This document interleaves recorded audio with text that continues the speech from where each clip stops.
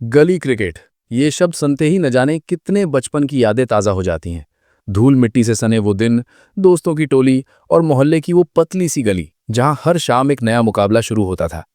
ये सिर्फ एक खेल नहीं था, ये एक एहसास था, एक परंपरा थी जो पीढ़ियों से चली आ रही थी और हर बच्चे के दिल में अपनी गहरी छाप छोड़ जाती थी।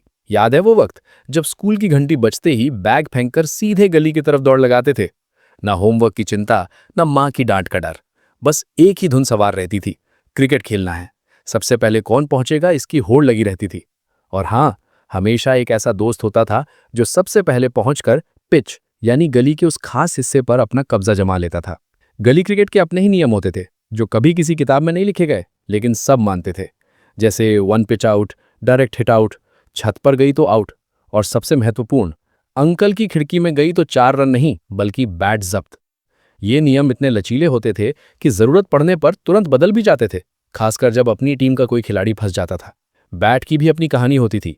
किसी के पास असली क्रिकेट बैट होता था तो किसी के पास टूटे हुए बल्ले का हैंडल या फिर कोई लकड़ी का फट्टा, लेकिन जुनून सब में एक जैसा था।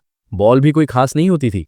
कभी वो लाल वाली टेनिस बॉल जिस पर टेप चढ़ा चढ़ाकर उसे भारी और तेज बनाया जाता था, तो कभी वो हल्की वाली प्लास्टिक बॉल जिसे बड़े आराम से हवा में उछाला जा सकता था। सबसे बड़ी चुनौती थी टीम बनाना। हमेशा 2 टीमें होती थीं और अक्सर एक टीम में कम खिलाड़ी होते थे क्योंकि सारे दोस्त एक साथ खेल नहीं पाते थे। फिर शुरू होती थी बैट बैट या चिड़िया उड़ करके खिलाड़ी चुनने की प्रक्रिया। और अगर कोई नया बच्चा खेलने आता था तो उसे हमेशा लास्ट बैट्समैन या फील्डर बना दिया जाता था। गेंदबाजी की भी अपनी कला थी। कोई तेज गेंदबाज बनता था तो कोई स्पिन का जादूगर। और हाँ, अक्सर गली के उस कोने से गेंदबाजी होती थी जहां से थोड़ी सी ढलान होती थी ताकि गेंद और तेजी से आए। अंपायर कौन बनता था? कोई नहीं, सारे फैसले आपसी सहमति से होते थे। और अगर कोई बहस हो जाए तो अगली बार तुम अंपायर बनो कहकर मामला सुलझा लिया जाता था। बल्लेबाजी का तो क्या कहना, हर कोई खुद को सचिन तेंदुलकर या विराट कोहली समझता था। एक एक रन के लिए जान लगा देते थे। चौके छक्के मारना तो दूर की बात थी, बस किसी तरह आउट ना हो यही सबसे बड़ी उपलब्धि होती थी। और जब कोई चौका मार देता था तो उसका अलग ही जलवा होता था। पूरे मोहल्ले में उसकी धाक जम जाती थी। फील्डिंग भी कम मजेदार नहीं होती थी। कभी किसी की दुकान के बाहर से बॉल रोकनी पड़ती थी तो कभी किसी की बालकनी से।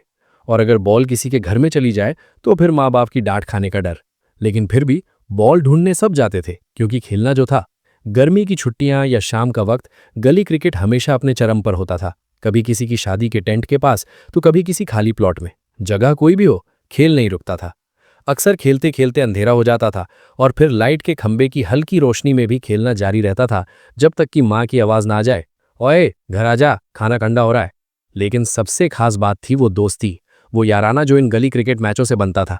हार जीत से ज़्यादा ज़रूरी था साथ खेलना, एक दूसरे का साथ देना। कोई आउट हो जाए तो सब मिलकर उसे हिम्मत देते थे, और जब कोई अच्छा खेलता था तो सब मिलकर उसकी तारीफ करते थे। ये सिर्फ खेल नहीं था, ये एक परिवार था। आज भी जब कोई पुरानी गली से गुजरते हैं और बच्चों को उसी अंदाज में क्रिकेट खेलते देखते हैं तो दिल में एक अजीब सी खुशी होती है। ऐसा लगता है जैसे समय थम सा गया हो और बचपन की वो सारी यादें आंखों के सामने तैरने लगती हैं। वो बेफिक्री के पल, वो खिलखिलाती हंसी, वो छोटी छोटी नोक झोंक और वो अंतहीन खेल, सब कुछ याद आता है। गली क्रिकेट सिर्फ एक खेल नहीं था, ये हमारी संस्कृति का एक हिस्सा है, हमारी यादों का एक अनमोल खजाना है। ये हमें सिखाता है कि कैसे छोटे से संसाधनों में भी बड़ी खुशियां ढूंढी जा सकती हैं, कैसे टीम वर्क और दोस्ती का मोल होता है, और कैसे जिंदगी को पूरे जुनून के साथ जीना चाहिए। तो अगली बार जब आप किसी बच्चे को गली में क्रिकेट खेलते देखें तो रुक कर एक पल के लिए अपने बचपन को याद जरूर करें। शायद आपको भी अपने अंदर का वो छोटा बच्चा फिर से मिल जाए जो कभी बल्ले और बॉल के पीछे भागता था और जिसकी दुनिया में सिर्फ क्रिकेट और दोस्ती ही सबसे बढ़कर थी।